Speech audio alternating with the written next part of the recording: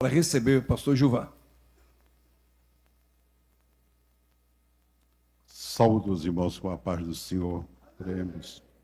Querido Jesus, nós te agradecemos, meu Senhor, por este momento tão precioso em que estamos aqui na tua presença nesta noite para oferecer a ti este culto de gratidão ao teu nome santo, Senhor.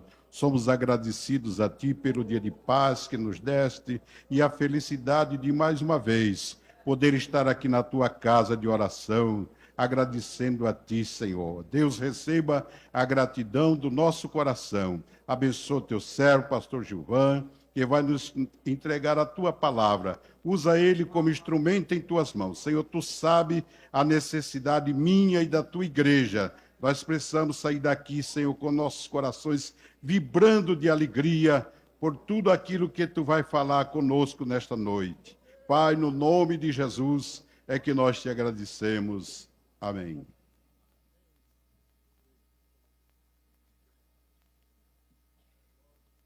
Meus queridos irmãos, eu quero saudar a todos com a paz do Senhor. E eu estava ali sentado, participando deste abençoado culto, porque eu nunca subo à casa do Senhor para assistir, eu subo para participar.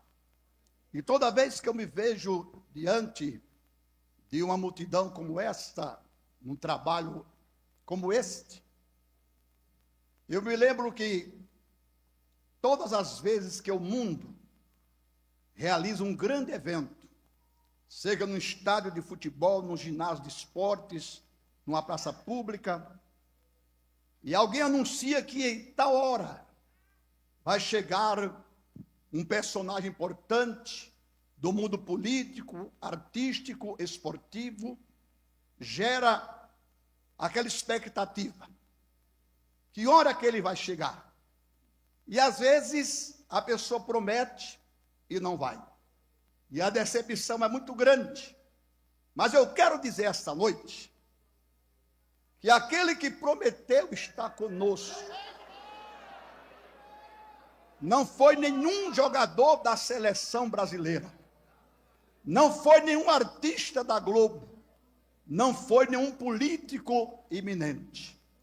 Quem prometeu está conosco esta noite. Oh, aleluia. É aquele que é o maior homem da história. Aquele que é o Rei dos reis e Senhor dos senhores.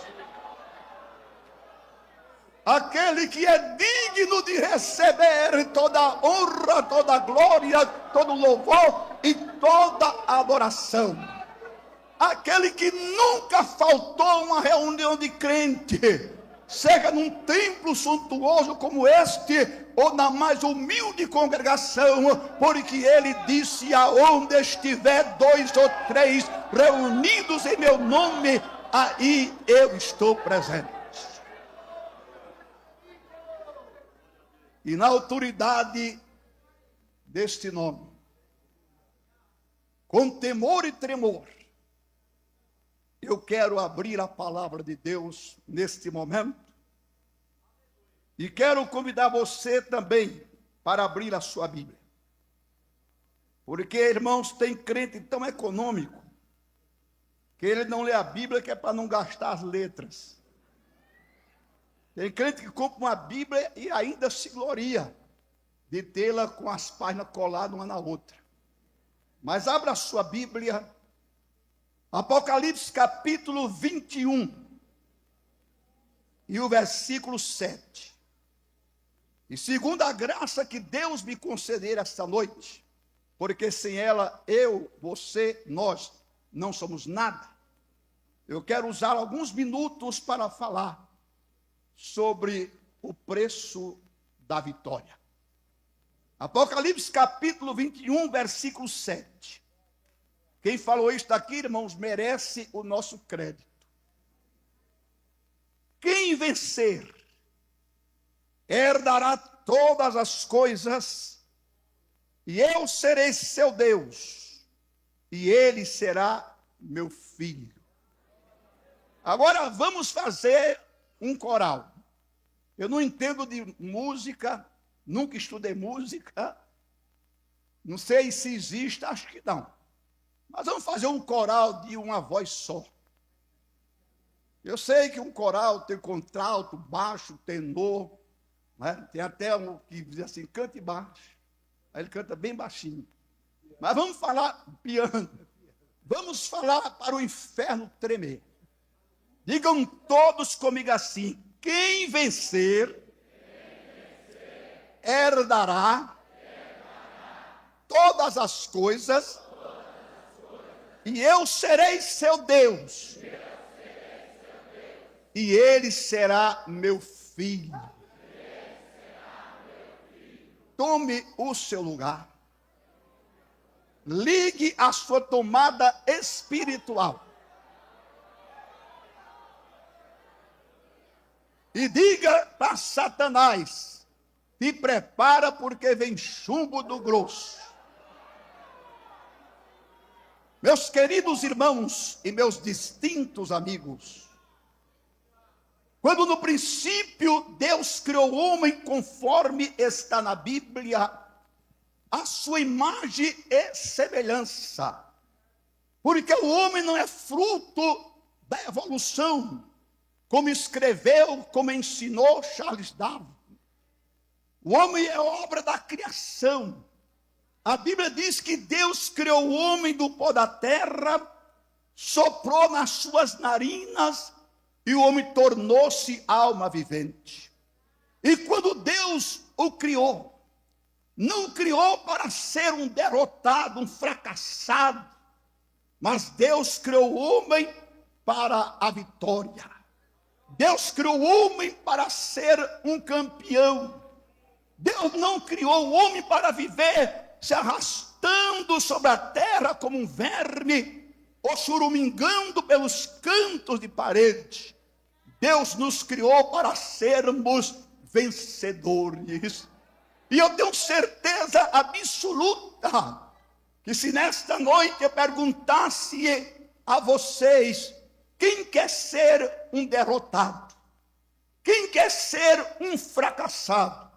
Eu tenho certeza que ninguém levantaria a sua voz para dizer eu.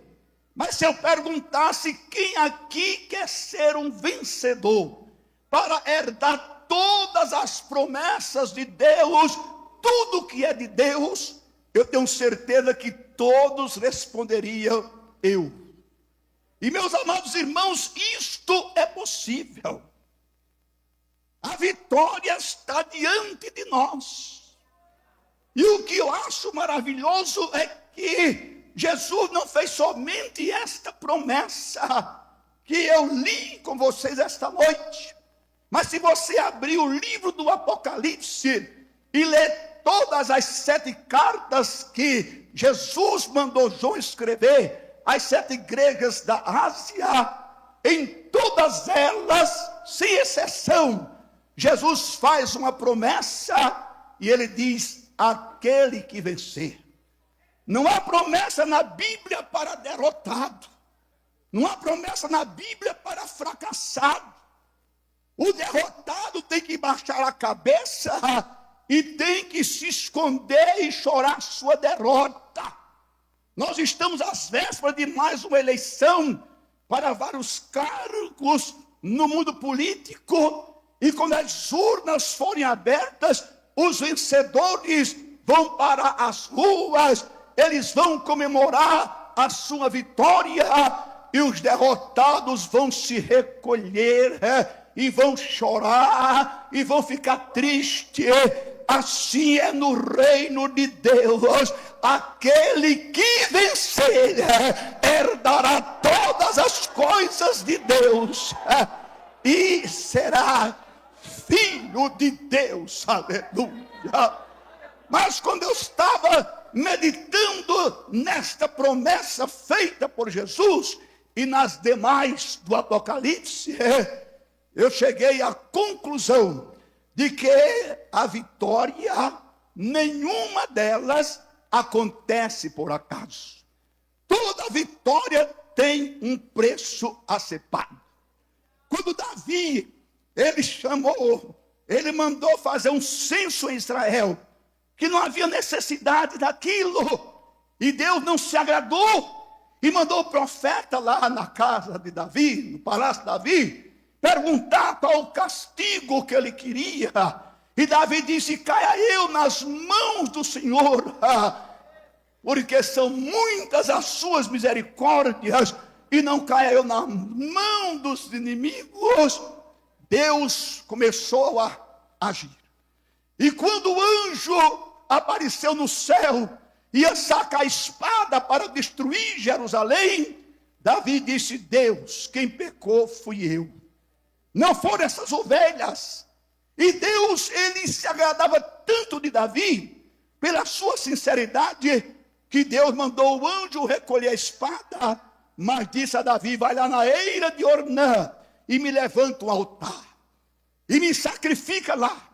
E Davi foi. Quando chegou, que Ornã viu, correu ao encontro do rei, se encurvou e perguntou por que ele estava ali. E quando Davi lhe disse, ele disse: eu dou a terra para o altar, eu dou o animal para o sacrifício, eu dou a lei, eu dou tudo, tudo. E Davi disse: eu não oferecerei ao Senhor sacrifício que não me custe um preço. Quer ter vitória, companheiro? Quer ter vitória, minha irmã do circo de oração? Quer ter vitória, mocidade? Quer ter vitória, você que é novo convertido, você que é congregado, que é membro da igreja? Quer ter vitória, igreja? Eu sei que vocês querem. Agora a pergunta seguinte é esta: quer pagar o preço? Quer pagar o preço? Deus está com a mão estendida. Meus irmãos, o Espírito Santo está aqui falando comigo para eu falar para vocês que se o homem mais rico do Brasil, que eu não sei hoje quem é, se ele pegar um cheque em branco e assinar embaixo e dizer: vai lá no banco, você pode preencher com todo o dinheiro que ele tem no banco, não é verdade? Agora saiba de uma coisa: Jesus preencheu um cheque em branco, assinou em branco com seu sangue e disse: olha, aqui está nas suas mãos. Se você vencer, você vai herdar todas as coisas. Porém, há um preço a ser pago. E qual é o preço, pastor Gilvan? Em primeiro lugar, uma vida de oração.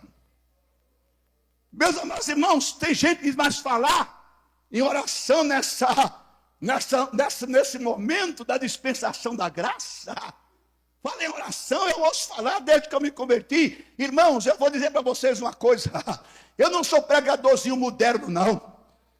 Eu prego as coisas que eu pregava há 46 anos e meses quando eu comecei no ministério. Porque tem muita gente hoje que fica escolhendo mensagem para agradar, para bajular, para deixar a pessoa fofinha. Não, eu continuo pregando o que eu pregava. Eu continuo dizendo que sem santificação ninguém verá o Senhor. Eu continuo pregando que há poder no sangue de Jesus. Eu continuo pregando que Jesus está voltando. Eu continuo pregando que Jesus batiza crente com Espírito Santo. E eu continuo pregando que para ser um vencedor é preciso ter uma vida de oração. Vou repetir: vida de oração. Por quê? Porque vida de oração é diferente de se fazer uma oração. Tem crente que ele se levanta de manhã, esfrega os olhos, e enquanto procura o chinelo debaixo da cama, para se levantar: Senhor, te agradeço pela noite em paz, o sono, abençoe este dia, encerrou. Ele não vai num ciclo de oração. Ele não vai num culto de oração. Ele só vai em culto que diz que é de festa. Então ele deve ir todo dia. Porque festa não é somente quando há uma escola bíblica, um congresso de mocidade, um congresso do ciclo de oração, quando vem um pregador de fora, um cantor de fora. Todo culto é uma festa. Então ele tem que ir todo dia. Mas ele não aparece. Eu tenho ouvido falar, meus amados irmãos, não estou aqui criticando ninguém, mas eu sei que os pastores aqui, os meus colegas, têm ouvido falar. Talvez alguns já até falaram, se falaram, não me leva a mal. Não há lugar grande para festa na Assembleia de Deus, e eu concordo. Pode alugar o Morumbi, pode alugar o Itaquerão, pode alugar o Pacaembu, pode alugar o que alugar. No Brasil, o lugar mais amplo, realize um trabalho e diga, é festa na Assembleia de Deus, que fica pequeno. Mas eu não conheço uma congregação, por menor que seja, que não tenha um lugar vazio no culto de oração. O povo de Deus gosta muito de festa, mas poucos gostam de orar. Tem gente que passa a noite toda no Facebook, na internet, passa a noite vendo essas porcarias desses filmes que passam ali, que começa, parece inocente, daqui a pouco aparece um casal nu em cima da cama, mas ele está lá com os olhos grudados, mas quando chega na oração, não aguenta 5 minutos de joelho. E por isso é que tem muito crente que vai aí aos trancos e barrancos, vivendo uma vida espiritual medíocre, obreiros cujo ministério é insosso, é como chuchu, não tem gosto. Tem muita gente por aí que está vivendo uma vida espiritual xoxa, porque não ora. Mas ouça o que eu vou dizer, eu ainda creio no poder dos joelhos que se dobram. Eu ainda creio no poder da oração. Eu ainda creio no que escreveu o apóstolo Tiago, quando ele disse, a oração do justo pode muito nos seus efeitos. Muita oração, muita vitória. Pouca oração, pouca vitória. Nenhuma oração, nenhuma vitória. Está aqui minha esposa presente. Eu sempre ando com ela. Primeiro porque Deus disse que não é bom que o homem esteja só. E depois porque tem pregador por aí que ninguém conhece a esposa dele. Ele só anda só. E eu ando com ela que é mais um motivo para o diabo me respeitar. Do que você está com a mulher, irmão.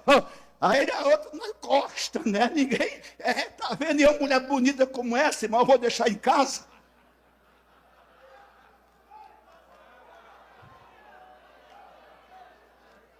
Casado há 44 anos com ela. E vou com ela até o fim, porque tem uns que quando começa, quando a mulher está lavando roupa no tanque, a minha querida, minha amada, depois que ganha fama, ganha dinheiro, começa a mandar lavar roupa na lavanderia, quando andava a pé de ônibus, minha amada, minha querida, depois que tem carro, aí troca a mulher pela secretária. Estou com ela e ela é testemunha que eu digo para ela, quando nós estamos na luta, eu digo, minha filha, aonde a oração vai, só não resolve se for pouca. Só não resolve se for pouca. Mães de joelhos, filhos de pé. Mulher de joelhos, maridos de pé. Maridos de joelhos, mulheres de pé, família de pé.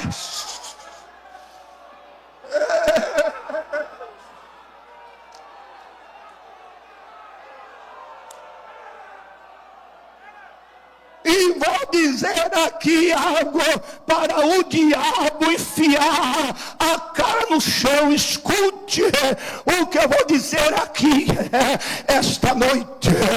O diabo, ele treme quando ele vê o mais fraquinho dos crentes de joelhos orando. Ele ele se vira para os demônios e diz: vamos cair fora, porque esse crente está orando, o céu vai se abrir, a mão de Deus vai se mover, a vitória vai chegar.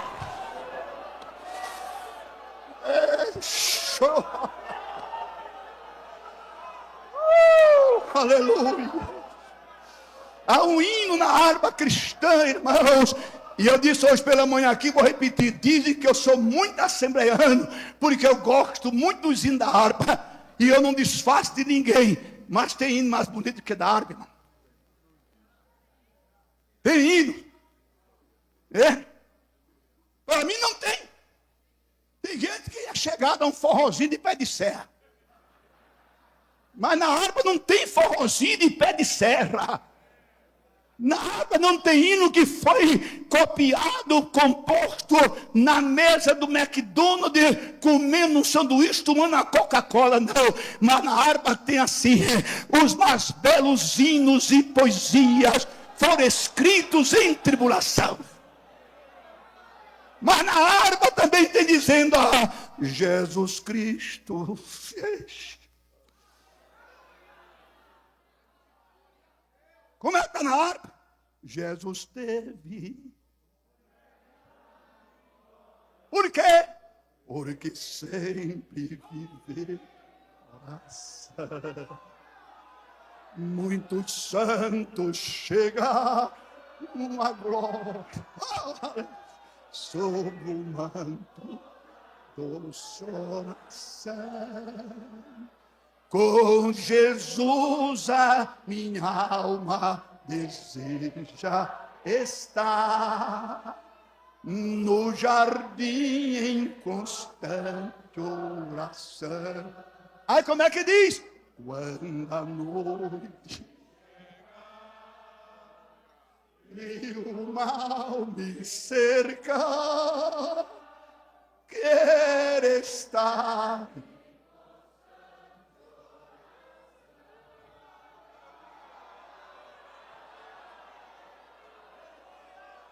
E sabe o que é que eu digo mais para minha esposa? Quando nós estamos numa batalha, minha filha, fica fria, porque nós temos uma arma poderosa. Nós não temos em casa, e crente não é para ter uma espingarda 12. Nós não temos em casa uma metralhadora, nem um 38, não. Mas nós temos 2 joelhos. E quando os joelhos se dobram, meus amados, o coração de Deus não resiste. Lá em Campina Grande, uma irmã muito simples, ingênua, ela alugou a casa a um ímpio, não fez contrato, e aquele ímpio está lá, como no hino, aquela estrofe do hino nacional, deitado eternamente em berço esplêndido, pagando um aluguelzinho desse tamanho. Quando um dia ela foi lá e disse: meu senhor, eu quero lhe dizer que daqui a 30 dias eu vou precisar da minha casa, vai chegar um parente meu, e eu queria que o senhor devolvesse a minha casa. E aquele ímpio olhou para ela e disse: mostra o contrato, que eu tenho que devolver sua casa daqui a 30 dias. Ela disse: mas eu não assinei contrato. Não assinou de boba, mas eu confiei no senhor. A senhora confiou porque quis, eu não mandei. E eu vou entregar essa casa quando eu quiser. Agora a senhora vá para a justiça, contrata advogado, chama a polícia para me tirar daqui. Ela disse: eu não vou para a justiça, eu não vou contratar advogado, eu não vou chamar a polícia, porque eu sou crente, mas eu tenho 2 joelhos. E eu vou orar, e daqui a 30 dias o senhor vai me procurar.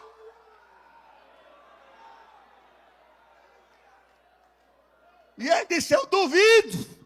Então espere. Vai ver. O senhor mexeu com a pessoa errada. Mexer com o crente que ora é mexer com a pessoa errada. É cutucar a onça com a vara curta.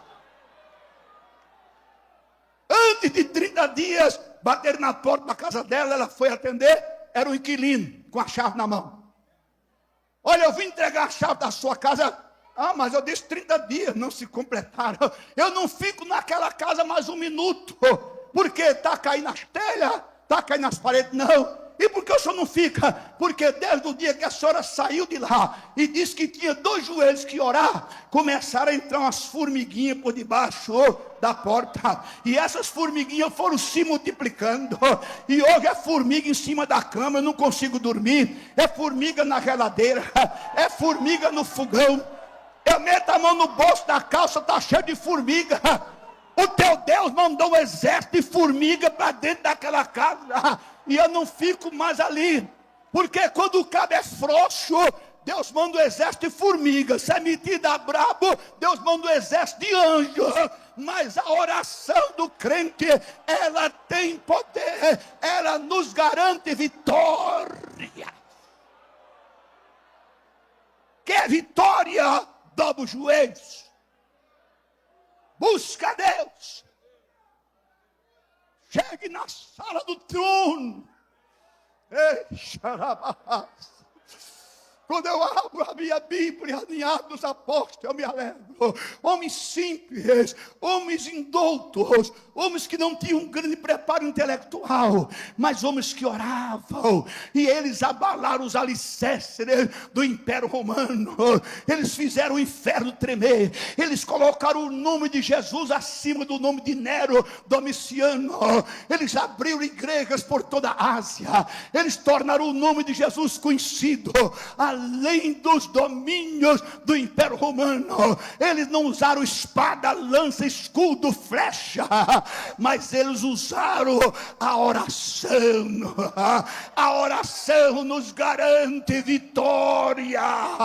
Esse é o preço a pagar. Escutem aqui os pastores e as irmãs do ciclo de oração. Escutem. Quer acabar com o culto? Quer acabar? Chama um crente a uma crente que não ora. Daí para frente com aquela cara parece um tijolo. Aquela cabeça baixa. Irmãos, ore por mim porque a luta é grande. O diabo está trabalhando na minha casa, quer dizer, contratou o diabo como doméstico. E assinou a carteira de trabalho. Está trabalhando na casa dela. Meu marido deixou a casa, arranjou uma amante, meus filhos estão nas drogas. E a igreja começa a chorar de tristeza. Mas a igreja tem que chorar de alegria.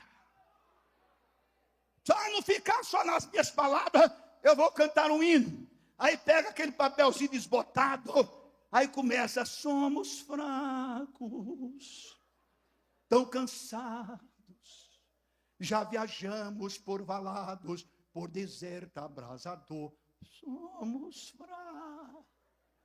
Quando entrega o microfone de volta ao dirigente, ele virou um sorvete. Está totalmente geladinho, geladinho. Agora chama um irmão, uma irmã que tem vida de oração. Ele já sai lá de trás, cuspindo fogo, arrotando o braço. Já vem dizendo: está repreendido.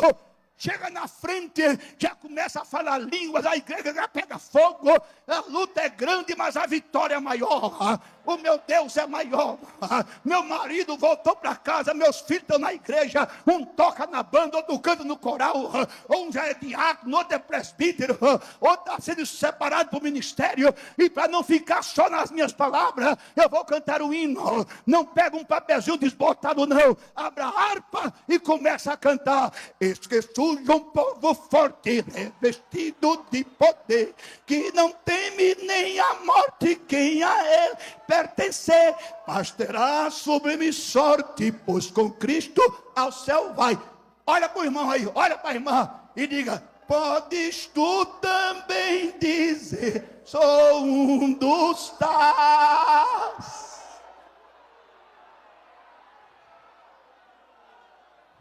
Diga para a irmã, diga para o irmão da lado: você pode ser um dos tais. É só você ter vida de oração.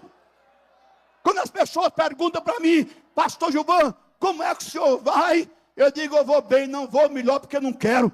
Não vai melhor porque não quer, pastor Zé Amaro? É porque se eu orar mais eu vou melhor. Quanto mais eu orar, mais vitória eu vou ter. Mas Deus vai me abençoar, mas Deus vai dar graça, mas Deus vai dar unção, mas Deus vai me usar, mas Deus vai fazer prosperar. Quanto mais eu orar, eu vou ser cheio do Espírito Santo. Crente quer ter vitória, o preço é vida de oração. Eu vou rapidinho aqui. Em segundo lugar, o preço da vitória é renúncia. Irmãos, quem não tem espírito de renúncia, nunca vai ter vitória. Quem não sabe renunciar, vai ser sempre um fracassado. Os grandes personagens da Bíblia, os grandes homens de Deus, os grandes vencedores de Jeová, foram homens que renunciaram. Deus chegou para Abraão e disse: Abraão, sai da tua terra, sai do meio da tua parentela. E Deus não disse: Abraão, tu sai para um lugar que você está vendo, não. Um lugar que eu te mostrarei, o verbo está no futuro. Larga tudo, Abraão, sai. E Abraão renunciou tudo, saiu. Mas está escrito lá, se eu não me engano, pastor Duelo, Gênesis 24 a 25, aí diz assim: era Abraão avançado em idade, e Deus o havia abençoado em tudo. Deus abençoou Abraão espiritualmente, lhe deu uma fé inabalável. Deus abençoou Abraão materialmente. Abraão, por onde passava, as pessoas davam presente a Abraão. Abraão ficou um homem rico, pastor Zé Amaro, e abençoou Abraão fisicamente, porque a Bíblia diz que Abraão morreu velho e farto de dias, e ninguém morre velho e farto de dias se for doente. Todo dia eu digo: Senhor, me dá saúde como desta Abraão, porque eu quero ir no arrebatamento da igreja. Eu quero ir naquele dia, quando a trombeta ecoar. Mas Deus abençoou Abraão em tudo, porque ele renunciou. Moisés, diz a Bíblia que Moisés renunciou ser chamado filho da filha de Faraó. Moisés renunciou os tapetes do palácio de Faraó, as riquezas da casa da filha de Faraó. E sabe uma coisa que eu aprendi há poucos dias? E quem me ensinou foi a irmã Naura, minha esposa. Sabe o que foi? Que a mãe de Moisés foi a primeira pessoa a se cadastrar no Bolsa Família. É a primeira mãe no mundo que ganhou um salário para criar os filhos. Isso é coisa de crente, meu irmão. Não é? E ele renunciou tudo, foi para o deserto. Enquanto ele esteve lá no luxo do Egito, a única façanha de Moisés foi matar um egípcio. Mas quando ele renunciou e foi para o deserto, ele viu a manifestação da glória de Deus. Ele viu a sarça que ardia e não se consumia. Ele viu o Sinai tremer. Deus falava com ele boca a boca. Moisés foi um dos homens que mais intimidade teve com Deus. Porque conhecer a Deus é uma coisa, minha irmã, e ter intimidade com Deus é outra, meu colega. Eu posso conhecer você, vou lá na sua casa, eu lhe conheço, mas eu só entro se você abrir a porta e mandar eu entrar, porque eu te conheço apenas. Mas se eu tiver intimidade contigo, eu entro se você mandar, vou na geladeira, abro, eu vou até no teu quarto. Intimidade. Moisés tinha uma intimidade tão grande com Deus. Ele foi o único homem que pediu a Deus: me mostre a tua glória.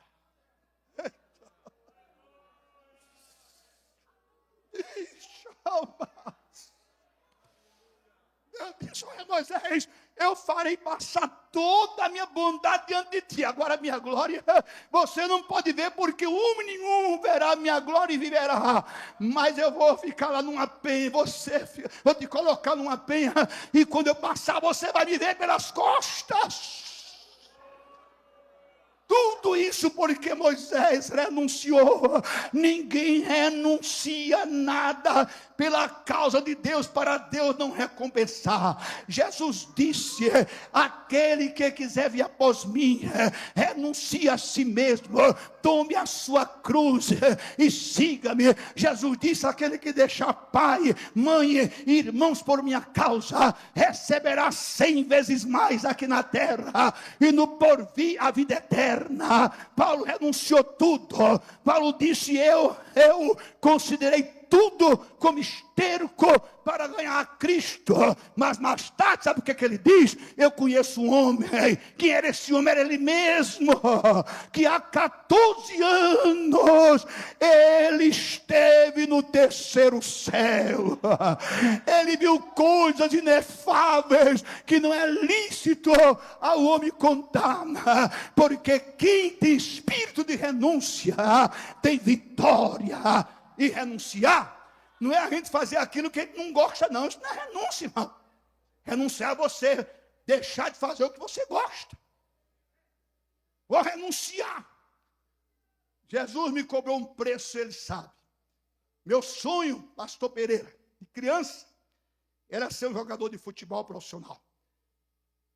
E meu sonho foi cumprido. E quando eu estava no auge da carreira, no auge, pretendido pelo Flamengo do Rio, jogava do esporte, eu tinha o segundo maior salário de um jogador de futebol em todo o norte e nordeste do país. Eu era considerado, na minha posição lateral esquerdo, o melhor de todo o norte e nordeste do país. E Jesus disse, larga tudo. Eu tinha 1 ano e 6 meses de crente. E eu disse, Jesus, larga tudo. Jesus disse, sim, larga tudo. E eu fiquei naquela luta.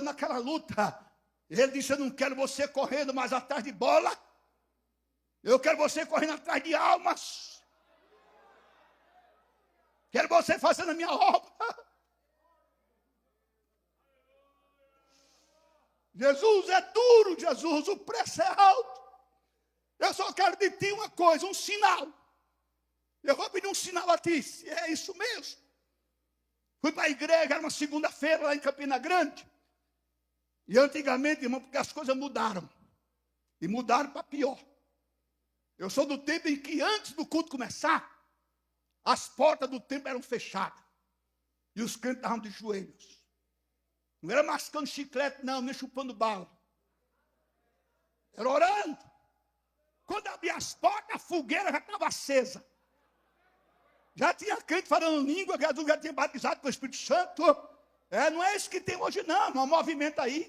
Porque tem muito movimento, muito oba-oba. Eu falei aqui hoje de manhã, tem muita gente apelando aí. Não tem nada, vazio, oco, fofo, balofo. Só tem conversa fiada. E faça assim, faça assado. E joga a mão para cima. E dê 3 pulinhos. E abraça a sua irmã, e abraça o seu irmão. Só movimento na igreja. A igreja não vive de movimento. A igreja vive da palavra. Da palavra.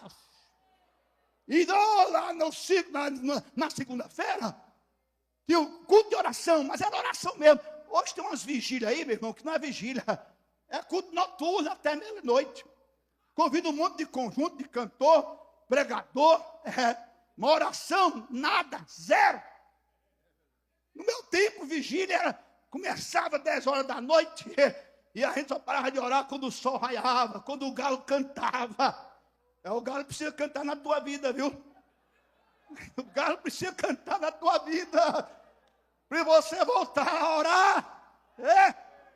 Pedro pensava que era tão grande, tão bravo, tão valente, que ele não ia negar Jesus. E eu disse, mas o galo vai cantar, viu? Quando o galo cantar, você vai ver quem é você. Mudou tudo, meu amado irmão, mudou tudo. E na segunda-feira lá tinha um culto de oração e a casa era cheia, crente orando. A coisa era feia para o diabo, irmão. Hoje o diabo, tem igreja aí que o diabo arma a rede, fica se coçando. Tem igreja aí, meu amado irmão, que os demônios estão dando gargalhadas, estão cirandando, irmão. Tem igreja aí que não tem mais nada, meu irmão. Aquela coisa monótona, aquele cultozinho xoxo, aquela repetição. É verdade, irmão. Mas era oração. Aí quando chegava o tempo de parar de orar, aí o pastor ou o dirigente pegava a campainha e fazia assim, ó. Hoje estão fazendo assim para os crentes pararem de dar glória a Deus. Tem pastor aí, irmão, que quando a igreja está alegre, ele, em vez de jogar mais querosene, mais gasolina, ele toca a campanha, é um bombeiro espiritual. Tem que pastor aí, pastor, eu digo que eu já vi. Quando o crente fica alegre, tem uns crentes hoje que tem uns amortecedores bons, eles dão uns pulinhos assim para cima, ó. Amortecedor bom. Aí o pastorzão fica nervoso, ó. Para com essa meninice aí, para com isso. Eu não quero isso aqui não. Eu não quero crente pulando. Meu irmão, quando eu vejo um crente pulando assim, eu não sou adepto da meninice, Deus me livre. Mas quando eu vejo um crente alegre pulando assim, sabe o que é que eu digo? Ele está tão cheio do Espírito, que ele está pulando que é para socar o azeite, que é para caber mais. Você vai aí em algum posto, abate seu carro e diz ao frentista, enche o tanque. Ele enche e fica balançando assim, ó, socando a gasolina. É assim que Deus quer fazer, socar, para você sair daqui com o vaso entornando, oh, aleluia, e ter muita vitória na tua vida. E aí, naquela noite, eu de joelho orando. Sabe o que eu disse, pastor Zé Wellington? Senhor, é hoje. É hoje. É hoje o quê, meu servo? Que eu quero uma resposta tua. Tu estás pedindo para eu largar tudo. E eu vou largar. Agora só largo com uma condição. Disse assim. Porque quem tem intimidade com o pai, fala assim, irmão. Moisés chegou para Deus e disse, se tu perdoas o pecado desse povo, eu risco meu nome do teu livro. Isso é intimidade, é foda, não é? Eu disse, é hoje, Deus. Se tu queres que eu largue tudo, renuncie tudo, eu vou renunciar. Agora eu quero uma coisa, que é, quando a igreja terminar a oração, o primeiro hino que for cantado, fala comigo e eu largo tudo. Quando o pastor Beltemiro, naquela época, tocou o sininho, a campainha, e a igreja se levantou, aí usava esse costume. Um irmão, não era assim? Escolhe um hino. Aí um irmão que eu não sei nem quem é, irmão, até hoje, diz, o Senhor da ceifa está chamando.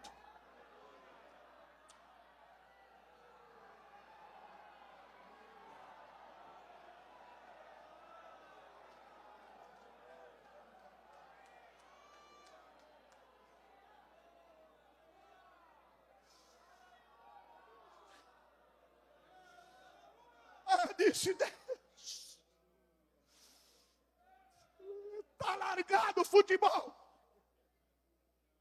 Está largado, eu vou renunciar agora. Cheguei para a diretoria do esporte e disse, não quero mais. Faltava um mês para terminar meu contrato. E até hoje eu não sei se o diabo me tentando ou Deus me provando, porque é uma diferença entre tentação e provação. Chegou no Recife um emissário do Flamengo do Rio, me procurou e disse, Gilvan, eu vim aqui só para falar com você. Eu disse, o que é? Eu vim aqui enviado pelo Flamengo do Rio, eu tinha jogado contra o Flamengo pelo Ceará, o vovô de Porongabuçu, o cearense sabe o que é. E agora me mandaram o emissário lá, era um húngaro, ele olhou e disse, eu trago uma proposta de recusar do Flamengo para você, vai fazer sua independência financeira, as portas da seleção brasileira vão se abrir para você, porque o Flamengo não era essa mixaria que está aí, era de responsa, respeitado. Quando ele falou isso, eu disse, o senhor chegou tarde demais. Ele disse, como é que eu cheguei tarde demais se eu te acompanho? Falta um mês para terminar teu contrato com o esporte.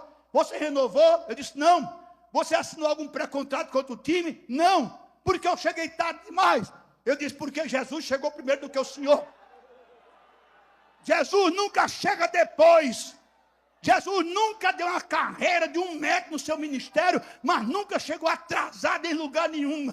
Ele só chega na hora certa. Jesus chegou primeiro e agora eu não vou vestir camisa de esporte, de Flamengo, de time nenhum. Eu vou me envolver na bandeira ensanguentada do Calvário.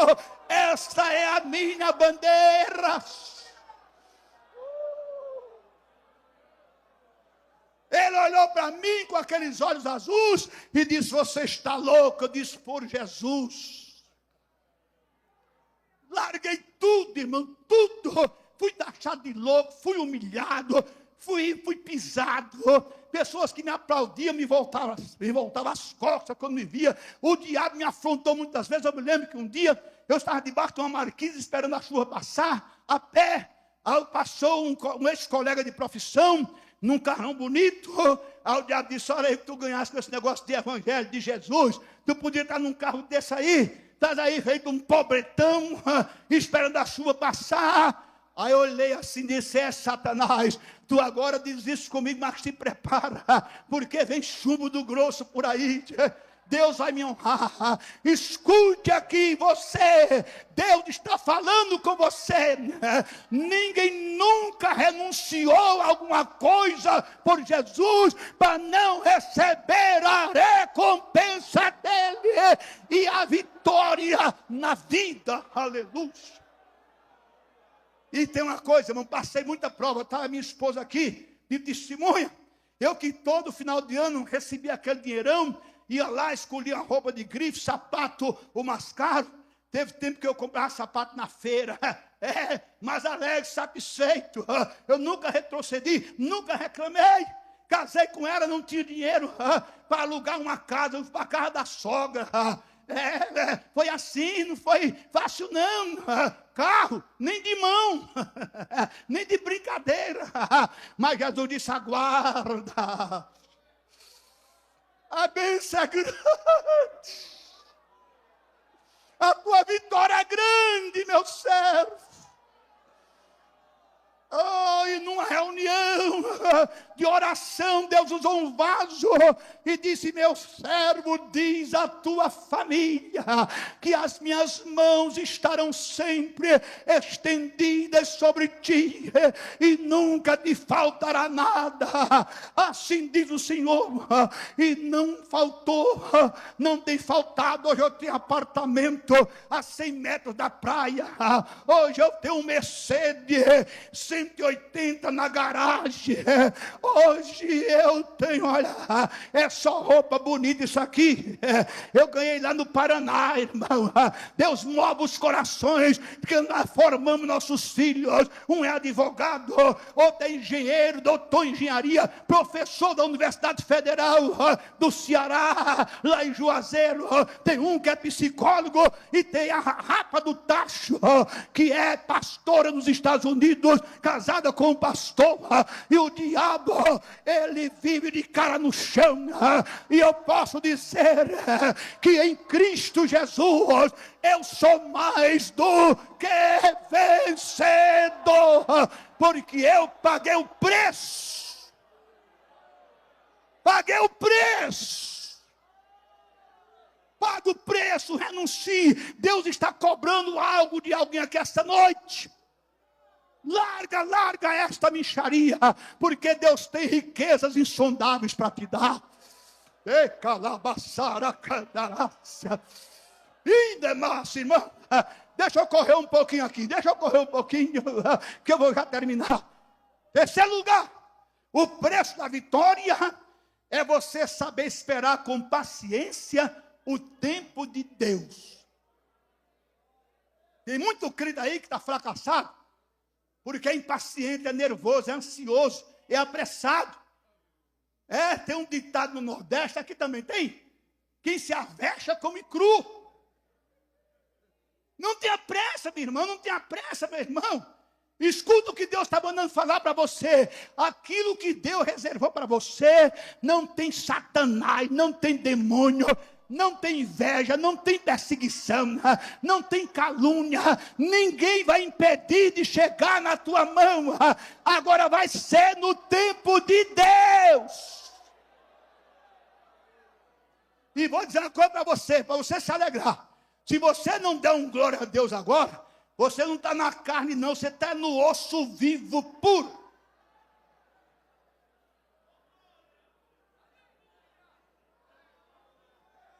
Você está pingando sangue. Se você não der um glória a Deus, eu vou dizer para você que a fila de Deus anda.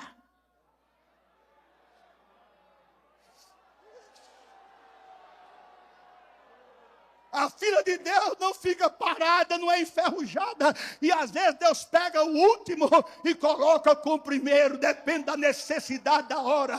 E eu creio que chegou a tua hora. Olhe para a pessoa que está do seu lado e diga: chegou a tua vez. É hoje o dia da tua vitória. É hoje que Deus vai despachar. É hoje que Deus vai mandar o anjo. É hoje que Deus está mandando. Deus já decretou a tua vitória.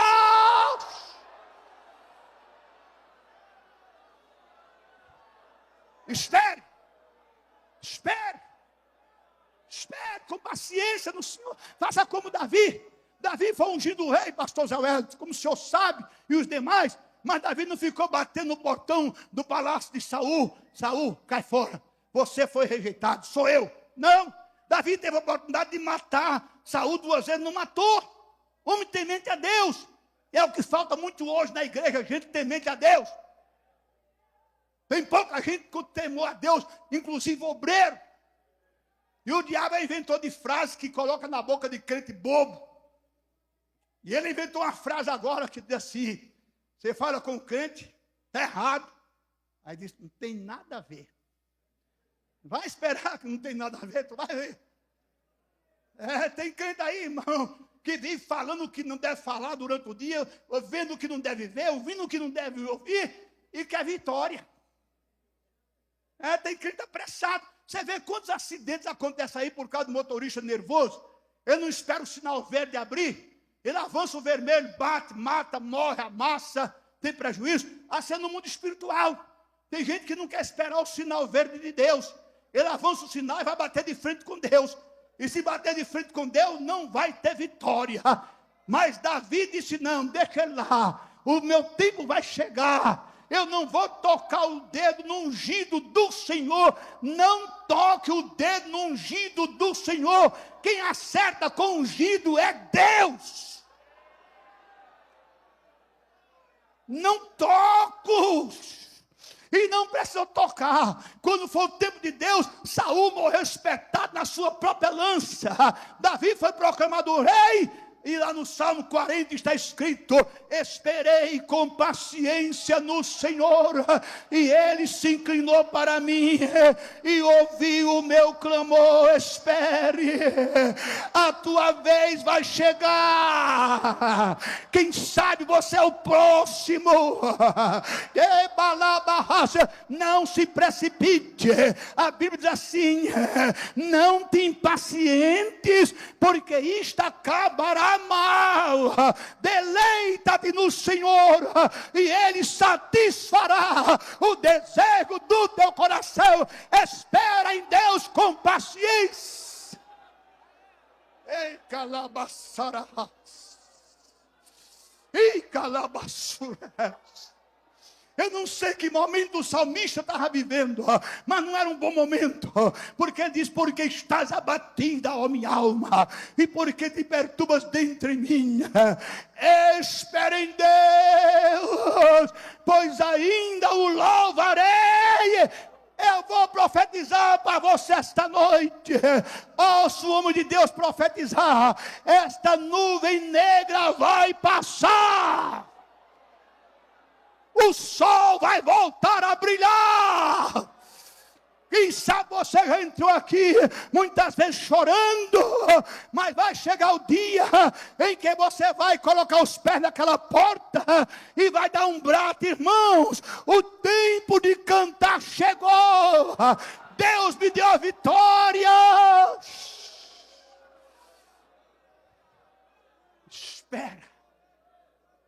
Espera o tempo de Deus. Eu estava pregando uma grande cruzada lá em São Leopoldo, Rio Grande do Sul, numa praça, chamada Praça dos Brinquedos. Tinha ali milhares e milhares de pessoas. E eu terminei de pregar e eu ainda faço o convite, porque tem pregador que não faz mais convite, não. Só faz movimento. Mas não pergunta quem quer aceitar Jesus. Pergunta não. Quando muito pergunta quem quer uma bênção. Até o diabo quer uma bênção. Pode chamar o diabo para receber uma bênção que ele vem. Aí eu fiz o convite, lá vem, e lá vem. E lá vem chegando gente, e chegando. E a igreja calada. De repente, um cidadão com a cabecinha branca lá do outro lado da rua. E aquele homem veio. Quando aquele homem veio, irmão, a igreja pegou fogo. Os irmãos começaram a pular da glória a Deus. E eu disse, esse homem só pode ser muito importante. Porque tanta gente aqui na frente e ninguém deu um amém. Só pode ser muito grande esse homem na cidade. E ele veio, quando chegou na frente, aí uma pessoa me chamou atrás do palanque, eu me virei, uma irmã, pastor Gilvan, vem cá, depressa. Aí eu fui, ela disse, sabe quem é esse homem aí de cabelinho branco? Eu pensei que ele ia dizer, é o prefeito da cidade, é o promotor da cidade, é o juiz da cidade, é o marido da cidade. Sabe o que ela disse? Esse homem de cabelinho branco é meu marido. Ele estava desviado há 37 anos, mas eu esperei com paciência no Senhor. E ele hoje está voltando para o Senhor. Espere, não amaldiçoe seu filho, sua filha. Espere em Deus. A tua vitória vai chegar, a tua bênção vai chegar. Acredite nisso. Faça como Mardoqueu.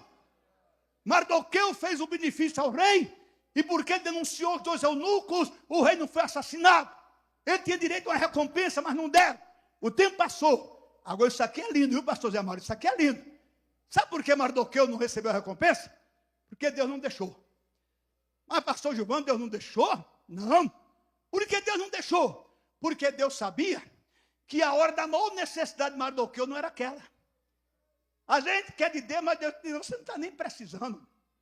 Eu vou dar a quem está precisando. E o tempo passou. Porque às vezes acontece coisa na nossa vida, irmão. Você já perguntou a Deus, talvez até hoje, Deus, por quê? Aí Deus sabe o que está dizendo para você agora? O que eu faço agora você não entende. Depois você vai entender. Você pode dar glória a Deus por isso? Nada, zero. Mardoqueu não ficou cobrando. Aí levantou-se um príncipe chamado Amã, que passou a odiar Mardoqueu. O ódio era tão grande que um dia ele disse, olha, eu tenho que acabar com esse judeu. Reuniu-se com a mulher, com os amigos, e foi aconselhado a fazer uma forca ao lado da sua casa. Uma forca de 50 côvados de altura, que corresponde a aproximadamente 25 metros de altura, para enforcar o judeu Mardoqueu. E quem sabe ficou todo animado, aí disse, agora eu vou lá no palácio, pedir ao rei a morte de Mardoqueu e dos judeus. Só que o Deus de Mardoqueu é aquele que é o nosso Deus. Sabe quem é ele? Quer saber quem é ele? Quer saber? Ah, não quer saber, eu não vou falar. Quer saber? O nosso Deus é o Deus de Isaías 64:4. Desde a antiguidade não se viu, nem com os ouvidos se ouviu, um Deus como este, que trabalha para aqueles que nele esperam. Você pensa que Deus está de braço cruzado? Deus, quando está em silêncio, é porque Ele está trabalhando, Ele está preparando a tua vitória.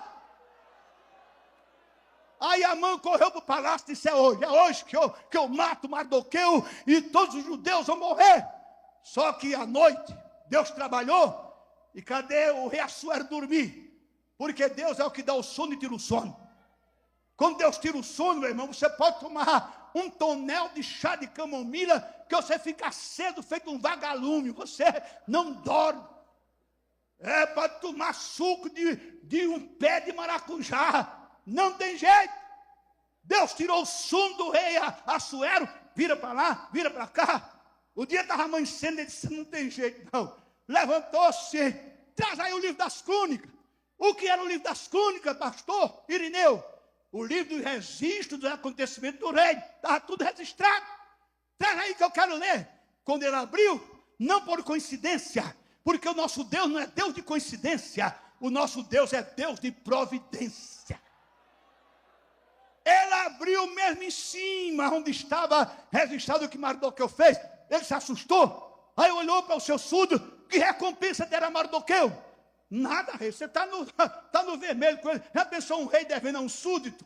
Ele disse, não. Aí foi, sentou-se no trono. Quando ele olhou, viu um vulto lá no terraço. Quem é que está aí? É o príncipe Amã, manda ele entrar. Aí Amã entrou. Antes que Amã abrisse a boca para pedir a morte de Mardoqueu e de todos os judeus, o rei perguntou, Amã, o que se deve fazer a um homem de cuja honra o rei se agrada? A mãe disse: esse homem sou eu. Eu vou pedir como quem pede a Deus. Ó majestade, o homem de cuja honra o rei se agrada, deve colocar na cabeça dele uma coroa real. Ele deve vestir uma vestimenta real e montar um cavalo do rei. E o mais ilustre dos príncipes aqui tem que sair com ele pelas ruas e praças e gritando: assim se faz a um homem de cuja honra o rei se agrada. Aí o rei disse: apressa-te e faz isso com o judeu Mardoqueu.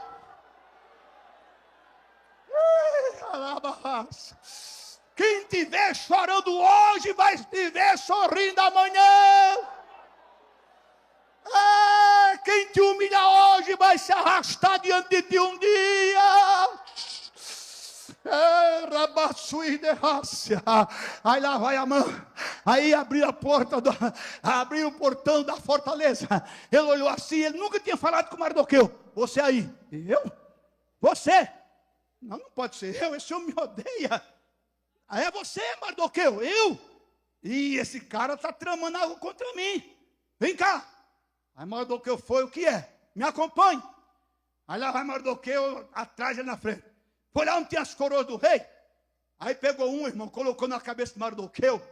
Deu certinho. Ele poderia ser até nordestino, irmão, cabeça chata. Porque quando Deus dá certo. Quando Deus dá certo. Se Deus mandar te dar um sapato e a pessoa não souber o teu número e comprar 40 e o seu número é 39, ou o sapato vai encolher, o teu pé vai crescer. Mas que vai dar certo, vai dar. Deus não é. A coroa deu na cabeça dele, irmão. Aí traz uma vestimenta, nem ficou curta, como roupa de pescador, nem ficou arrastando no chão. Na medida, parece que tinha sido feito da medida para Mardoqueu. Agora vem cá, monta aqui nesse cavalo. Ele montou no cavalo, aí lá vai a mão humilhada. Assim se faz a um homem de cuja honra o rei se agrada.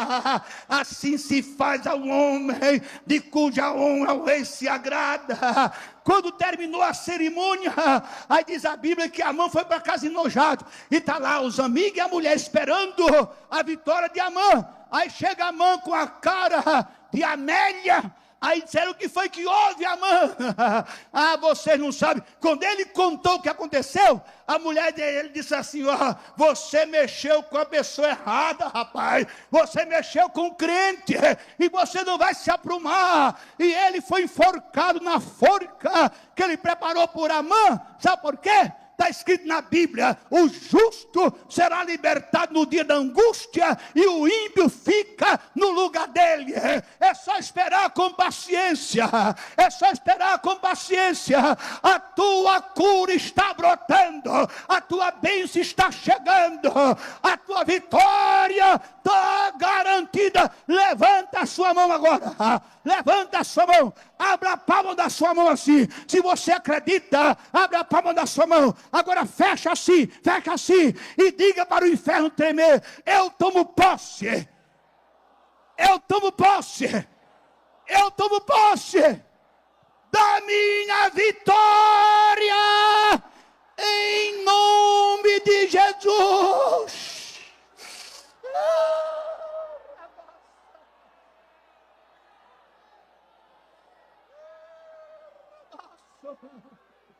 É hoje, é hoje, é hoje, é hoje, é hoje, é hoje, é hoje que você vai sair daqui pingando óleo, é hoje que você vai sair daqui cantando, é hoje que você vai falar línguas estranhas, é hoje que você vai receber um renovo, é hoje que o Espírito Santo vai marcar a tua vida, é hoje. Abre a tua boca, abre o teu coração, igreja, adore ao Rei, glorifique ao Rei, exalte ao Rei, agradeça pela sua vitória.